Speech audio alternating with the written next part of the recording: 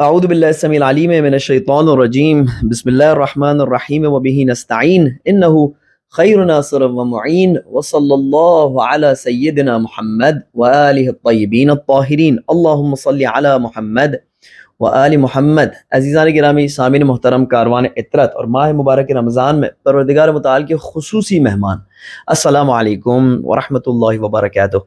دیکھیں کتنا جلدی سے ماہ رمضان ہمارے ہاتھ سے نکلتا جا رہا ہے۔ ایک تائی ماہ رمضان کی گزر گئی آپ کے یہاں، یا اگر آپ اسی دن اس ریکارڈنگ کو سن رہے ہیں تو یا 11واں روزہ ہوگا یا 10واں روزہ ہوگا۔ آپ دیکھیے کس تیزی سے ماہ رمضان ہمارے ہاتھ سے نکل رہا ہے اور کتنی تیزی سے فرصتیں ہمارے ہاتھ سے جاری ہے۔ اور آنیسٹلی ایویلویٹ کریں کہ کیا کچھ ہم کرنا چاہتے تھے اس مہینے میں، کیا کچھ ہم نے سوچا تھا، کیا کچھ پلاننگ کی تھی اور کیا ہوا۔ یہ انسان کی زندگی ہے عزیزان گرامی، یہ وہ سراب ہے جس کو انسان دیکھتا رہتا ہے۔ کبھی ہم گرمیوں میں جب ڈرائیو کر رہے ہوتے ہیں کسی ہائی وے پہ تو دور سے ہمیں ایسا لگتا ہے کہ روڈ پر پانی ہے، جب نزدیک پہنچتے ہیں تو کچھ نہیں ہوتا۔ تو انسان کا ذہن انسان کے ایکٹیویٹیز کو، انسان کے کاموں کو ایک سراب کی طرح اس کے آنکھوں میں پیش کرتا ہے کہ تم آگے جا کے یہ کرنے والے اور آگے جا کے وہ کرنے والے اور تمہارے ہاتھ سے کیا کچھ ہونے والا ہے۔ اور اس سراب کو دکھا کر اس کی ابھی کی فرصتیں، اس وقت وہ کیا کر سکتا ہے، وہ سب اس کے ہاتھ سے لے لیتا ہے۔ لہٰذا انسان اپنے آگے کے سراب کو دیکھ کر امپریس ہو جاتا ہے اور وہ سوچتا ہے بڑا کچھ کر لے گا، لیکن جب وہ وہاں پر پہنچتا ہے تو دیکھتا ہے وہاں پر بھی اس سے کچھ نہیں ہوا۔ لہٰذا جو فرصت ہاتھ میں ہے، جو وقت ہمارے ہاتھ میں ہے، وہی وقت ہے، اس کے علاوہ اور کوئی وقت نہیں ہے۔ آج ہی ہے، جو کرنا ہے آج ہی کرنا ہے، اگرچہ کہ اتنا نہیں کرنا ہے کہ وہ چھلکنے لگے ظرف سے، لیکن آج کے کاموں کو کل پہ نہیں ڈالنا ہے، کیونکہ کل کا کسی کو پتہ نہیں ہے، اور کل بھی اتنی ہی تیزی سے گزر جانے والا ہے جتنی تیزی سے آج گزر رہا ہے اور جتنی تیزی سے کل گزر چکا۔ عزیزان گرامی، شرح و ترجمہ دعائے ابو حمزہ سمالی کے ساتھ آپ کی خدمت میں حاضر ہیں۔ اگر آپ نے پہلی دفعہ اس دعا کا مطالعہ شروع کیا ہے تو آج کے جو جملات ہیں جن کو آج ہم پڑھنے والے ساتھ میں، وہ ضرور آپ کو مجبور کریں گے اس بات پر کہ آپ سوچیں۔ یہ نئی باتیں ہوں گی، آج تک آپ نے کہیں یہ باتیں نہیں سنی ہوں گی، مگر یہ کہ کہیں پر آپ نے ابو حمزہ سمالی کا درس اگر ہوتا ہو تو اٹینڈ کیا ہو، یا پھر آپ نے پہلے یہ دعا پڑھی ہو۔ یہ دعا کے جملات، حتیٰ آپ کو دعا عرفہ امام حسین علیہ السلام میں بھی اس قسم کے جملات نہیں ملیں گے۔ مناجات شعبانیہ ہم نے پڑھ لیا، وہاں پر بھی ہمیں ایسے جملات نہیں ملے، اور دوسری صحیفہ سجادیہ میں مجھے یاد نہیں پڑتا، لیکن اس دعا کے یہ یونیک جملات ہیں جو مفہوم یہ ڈیلیور کر رہے ہیں، جو پیغام آپ تک پہنچا رہے ہیں۔ یہ پیغام ایک نیا پیغام ہے، ایک عجیب اور انوکھا پیغام۔ دعا کے پچھلے جملات میں ہم نے پروردگار متعال سے عرض کیا کہ حبنی بفضلک، میری ذات کو مجھے بخش دے، میری ذات کو آزاد کرا دے، وتصدق علیہ بعفوک، مجھ پہ احسان کر اور میری خطاؤں سے درگزر فرما۔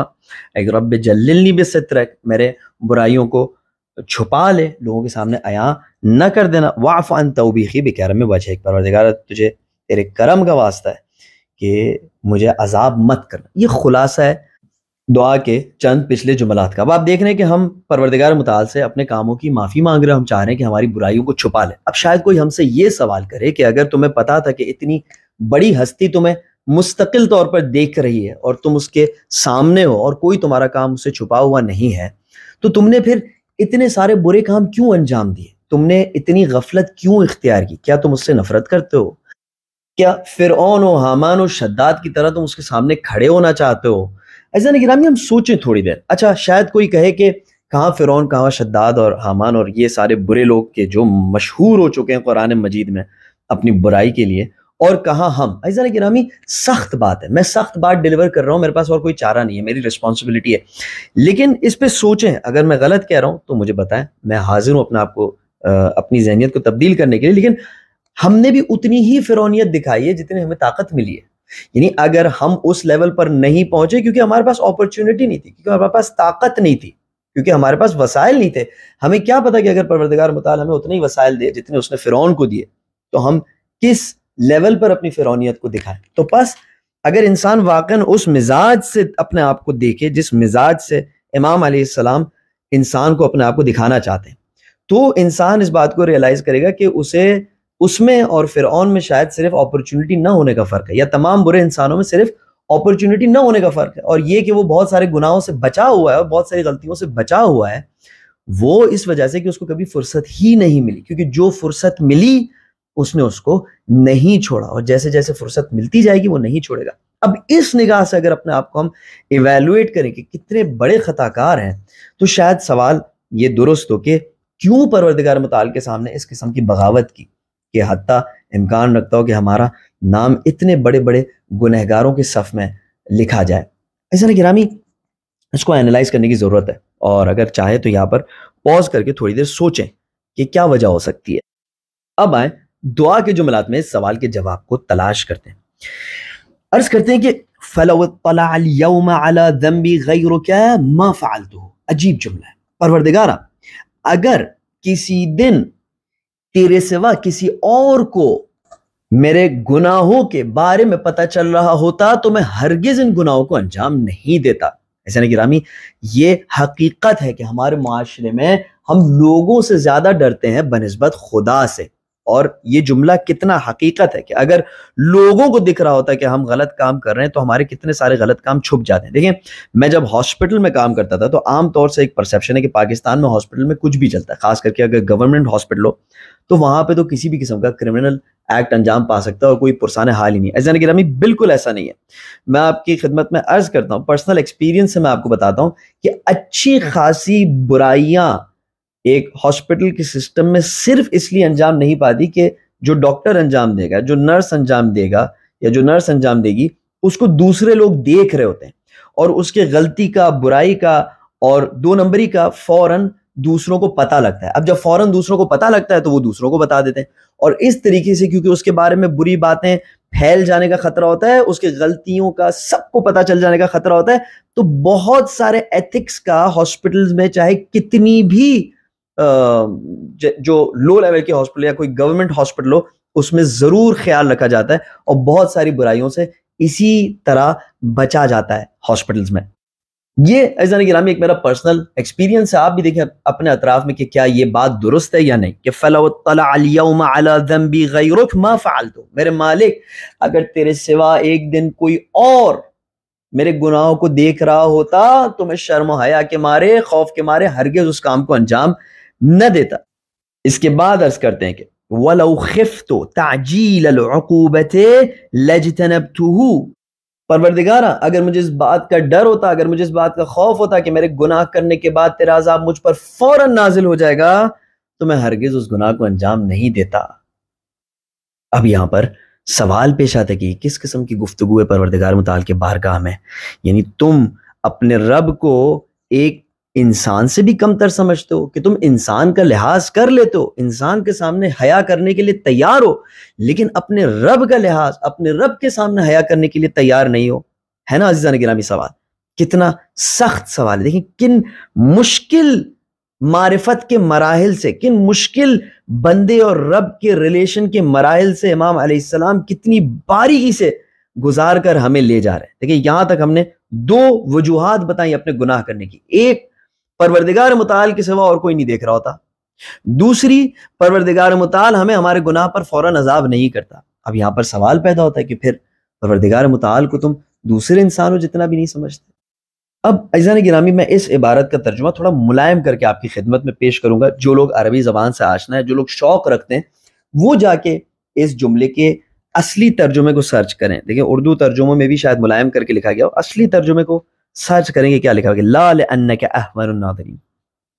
میں آپ کی خدمت میں ترجمہ ایسے بیان کرتا ہوں، اس لیے نہیں پروردگار، یعنی میں اس طرح سے جو میرا رویہ ہے کہ میں گناہ انجام دیتا ہوں صرف اس لیے کہ کوئی اور مجھے نہیں دیکھ رہا ہوتا تیرے سوا اور تو جلد مجھے عذاب نہیں کر دیتا، یہ اس لیے نہیں ہے کہ میں دوسرے دیکھنے والوں سے تجھے کمتر سمجھتا ہوں، ہرگز نہیں میرے معبود۔ وَأَخَفُّ الْمُطَّلِعِينَ، یعنی لا لأنک اخف المطلعین، یعنی پروردگارا میرا یہ رویہ اس لیے نہیں ہے کہ میں تجھے اپنے کاموں سے آگاہ نہیں سمجھتا، اور میں سمجھتا ہوں کہ میری باتوں کی رپورٹ تجھ تک نہیں پہنچتی یا تو مجھے نہیں دیکھتا۔ بس یہاں پر دو باتیں واضح ہو گئی، نہ پروردگار متعال کو ہم دوسروں سے کمتر سمجھتے ہیں، اور نہ ہمارے ذہن میں یہ ہے کہ ہمارے کاموں کا پروردگار متعال کو پتہ نہیں چلتا۔ بس وجہ کیا ہے عزیزان گرامی؟ بل لأنک یا رب خیر الساترین. عزیزان گرامی، اگر اشک آنکھوں میں آتے ہیں تو ان اشک کو جاری ہونے دیں. تمام انبیاء، تمام صلحاء، تمام وہ انسان جو پروردگار متعال کے خاص بندے تھے، وہ اللہ سبحانہ و تعالیٰ سے بندگی کے راہ میں اشک بہاتے تھے.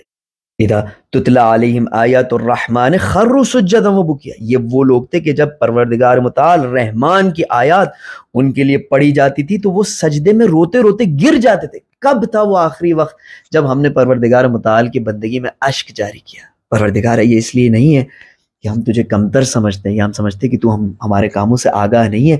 بل انک یا رب خیر الساترین. پروردگارہ، یہ ہمارا حال، یہ ہماری جرتیں، یہ ہماری گستاخیاں، یہ ہمارے گناہ اس وجہ سے ہیں کہ ہم تجھے بہترین برائیوں کو چھپانے والا سمجھتے ہیں. پروردگارہ، ہم نے یہ دیکھ لیا ہے کہ تو ہماری برائیوں کی وجہ سے دوسروں کے سامنے ہمیں ذلیل نہیں کرتا. تو ہماری کمزوریوں کو چھپاتا ہے. تو ہمارے برے کاموں پر پردہ ڈالتا ہے. حتیٰ اگر ہم چاہیں کہ دوسروں کو بتا دیں تو کتنی دفعہ تو دوسروں سے ان کاموں کو چھپا لیتا ہے.